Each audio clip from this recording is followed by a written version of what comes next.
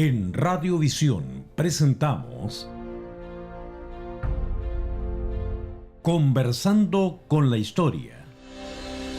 Los hechos que han marcado nuestra identidad. Este programa llega a sus hogares gracias al financiamiento del Fondo de Fomento de Medios de Comunicación Social del Gobierno de Chile y del Consejo Regional.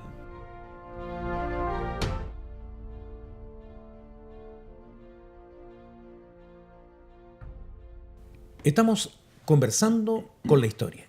Esta pretensión que tenemos de adentrarnos en el mundo del Iquique antiguo para aprender también en tiempos modernos. ¿Qué tenemos que aprender? Junto a Marcelo González Borí, quien está junto a nosotros y nos permite con su conocimiento desentrañar estos secretos tan atrayentes. Marcelo, durante los segmentos anteriores hemos conversado sobre cómo se fue desarrollando este cuerpo de bomberos, las compañías, cómo los incendios modelaron nuestra fisonomía actual, la explicación por qué una calle no llega hasta su final, bueno, cosas muy atractivas. Pero nos encontramos ya en esta etapa del Iquique moderno, desde 1960, con grandes cambios, con grandes situaciones que han provocado incluso crisis. ¿Qué podemos decir? ¿Cómo nos afectaron los incendios desde 1960 hasta llegar a nuestra época actual? La época de final del ciclo del salitre. El ciclo del salitre recordaremos que va desde 1880 hasta 1925 aproximadamente, por darles unos límites, unas cotas. Genera que Iquique vaya de una situación de espléndida riqueza, clasista y chauvinista, por cierto, a un proceso paulatino, sistemático de deterioro y abandono. Decadencia, finalmente. Que va a estallar a partir de 1957 con las llamadas banderas negras, en que incluso el Congreso de nuestra República sancionará y llamará la atención a Iquique por su abandono patriótico. Las banderas negras que se izarán en los edificios municipales en 1957 y 1960, una para el 18 de septiembre y otra para el 21 de mayo, fechas simbólicas. Por eso la sanción de abandono patriótico. Correcto, abandono y relajamiento patriótico, así es lo que establece el escrito de la Cámara de Diputados. La cuestión es que cuando se empieza el renacer de Iquique, primero de la mano de la pesquería, después la reexplotación de lo que en su entonces fue Sagasca, Minera La Cascada, la primera mina de cobre que se vuelve a instalar, o sea que se instala acá en esta zona en esta época. Empieza un proceso nuevamente de lento resurgir de Iquique, y que en términos de incendio tiene también un paradigma, que es el incendio del Teatro Nacional. Un centro que era el centro de entretención de y además de que hacía confluir no solamente al iquiqueño del barrio bajo, digamos, sino que era altamente democrático. Todos tenían cabida. Todos iban al Teatro Nacional, donde estuvo Miguel Aceves Mejía entrando a caballo, no en el Teatro Municipal, como ha dicho algún historiador por ahí, fue en el Teatro Nacional. Hubo mucho cantante de tango, estuvo Julio Sosa, por ejemplo. El gran cantor el varón del tango. Claro. Y este incendio se quema en noviembre de 1970 en un incendio, yo creo que nunca en mi vida he visto tantas fotos en la web de un incendio como ese, que es el incendio del Teatro Nacional. A partir de ese momento Iquique tiene un aire distinto. Se perdió un trozo importante en la historia, que duda cabe, pero hay un aire distinto. La gente ya no tiene ese pesimismo, ya no está en mantener cerradas las cosas por años, incluso por décadas, porque nadie reconstruía, sino que ya empiezan a pensar inmediatamente qué vamos a hacer aquí. Hay todo un aire que después viene con la zona franca, con la instalación en 1975. Hay todo un renacer del nuevo Iquique y se proyecta Iquique hacia el sur. Hacia el sur. Una pregunta, Marcelo. Hay en esta misma época de los 70 ese incendio en la CUT, me parece, por ahí por... Esto es 1973. 73. Sí, 1973 el incendio en la CUT, que sirvió para esconder el desfalco de los televisores, se refiere usted. Claro. Me han contado que, Sí, que pasó. correcto. Recordemos que en la época de la Unidad Popular el acceso a muchos bienes se hacía mediante listados o estancos. Estancos, justamente, Y uno de que, estos que estancos permitía que las personas se inscribiesen y para... pudiesen obtener un Correcto, un como lo producto. fue obtener líneas telefónicas hasta hace 25, 30 años atrás. No sé si usted se recuerda que había que inscribirse. Sí. Era el estanco de los televisores, los famosos televisores Boloco y Antú. Nacionales que se construían, En Arica. armaban en Arica, ¿no es Sí. cierto? Y se vendían a través de este sistema, por decirlo así, con listas de mucho tiempo, donde uno se inscribía, pagaba sus... El valor real, ojo, el valor real del televisor, y llegado el momento por su turno rotativa le llegaba el televisor. Pero faltaban televisores. pero evidentemente el mercado negro era lo que imperaba y por lo tanto faltaban televisores y se genera este incendio para ocultar la evidencia, el famoso incendio de la CUT, Tarapacá con Juan Martínez. Es un incendio que no ha tenido mucha trascendencia, parece, porque...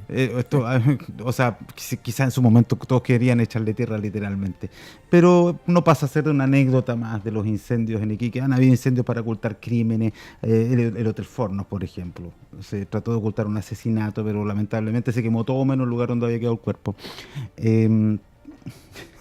Hemos tenido incendios para todo. Ya vimos el incendio de las bodegas Santa Lucía que salvaron de la peste de la fiebre amarilla a la ciudad, en fin.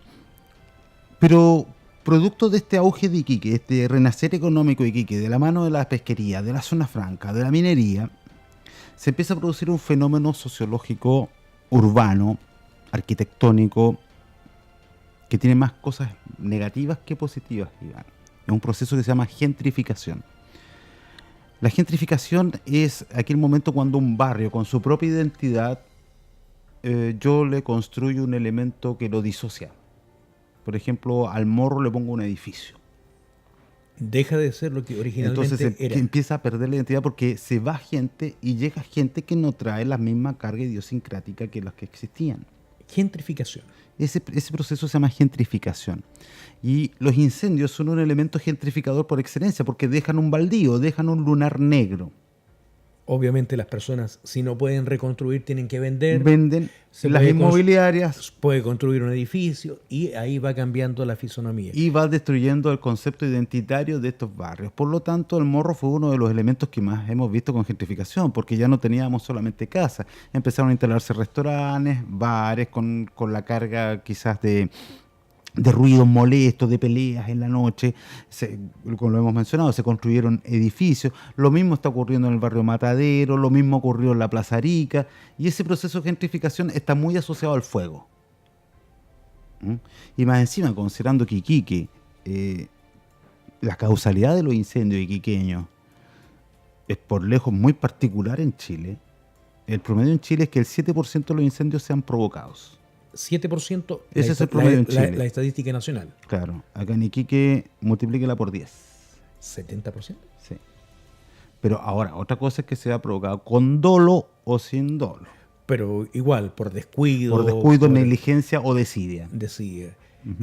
Esto tiene que ver también con la costumbre antiquísima de guardar tanto desperdicio en los techos de Iquique, que es una costumbre que según Gonzalo Bulnes, ¿no? Sí. En su libro de la historia de la Guerra del Pacífico. Gonzalo Bulnes, que fue intendente de Tarapacá, en Iquique, ojo. Y cita que las personas tiraban toda la basura arriba y incluso hasta los desperdicios domiciliarios para que los jotes, los gallinazos se los llevaran. Se los comieran y se los llevasen, ¿eh? Correcto. Eso es cierto.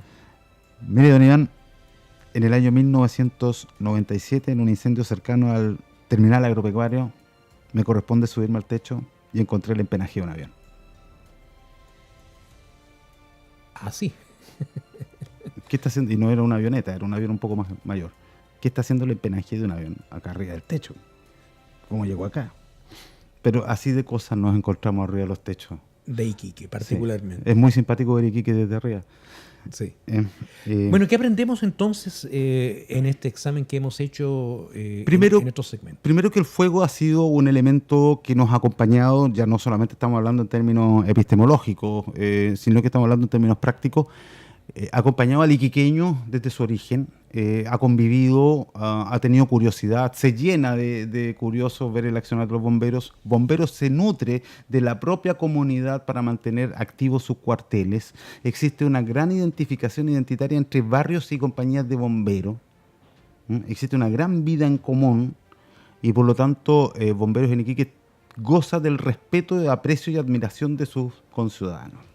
Iquique ha crecido, se ha desarrollado con la vista puesta en el fuego y ha renacido muchas veces, cual ave fénix, de las cenizas de incendios horrorosos, pavorosos, ya sean generados por una chispa en una cocina en el casino de la compañía alemana número 2 en 1880, o del bombardeo producto del bloqueo de la Armada Nacional el 18 de febrero de 1891. El hecho es que el fuego ha acompañado a nuestra ciudad desde su origen y seguramente nos acompañará hasta el final, dejándonos, marcándonos como la ciudad más quemada de Chile. Tal como lo dice don Ítalo Maniero, evangelista, en el prólogo que tuvo gentilmente a bien hacer para uno de mis libros históricos, que justamente se llama Iquique, la ave fénix del norte. Libro que nosotros podemos tener acceso. Está disponible en la web. Físicamente ya no queda nada, pero está disponible en la web. ¿Nos da la dirección? Me parece que la tiene el sociólogo Bernardo Guerrero en su página chumbeque.cl. Vamos a buscar esta información porque también es parte de nuestro acervo. Entendemos que su trabajo, en el caso de Marcelo, un trabajo de documentación, de mucha memoria, de mucho análisis, de recabar tantos antecedentes y tantas fechas, y si ustedes lo observan a través de las pantallas, como lo estamos haciendo nosotros, en verdad aquí no hay grandes libretos, sencillamente estamos usando y abusando de la memoria de Marcelo. Marcelo, gracias por haber compartido con nosotros y esperamos que en cualquier otro momento podamos darle este barniz, conversando con la historia en el 107.7 y por supuesto a través de todas estas redes. Muchas gracias, Iván, un gusto haber compartido contigo y esperando haber sido de utilidad para todos que nos escuchan y nos ven. Muchas gracias. Las gracias a ustedes y esperamos que nos sigan acompañando en otros capítulos de Conversando con la Historia.